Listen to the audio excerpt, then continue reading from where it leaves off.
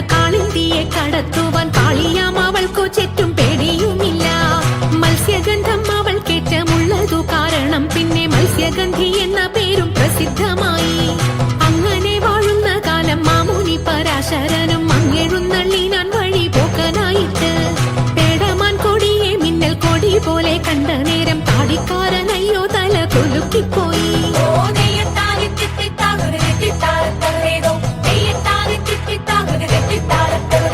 ആരടി ഇനി കടവിൽ തോണി കടത്തുന്നതെന്നു പാരാതെ കേട്ടവൾ ചൊന്നാൻ അടിയനെന്ന്.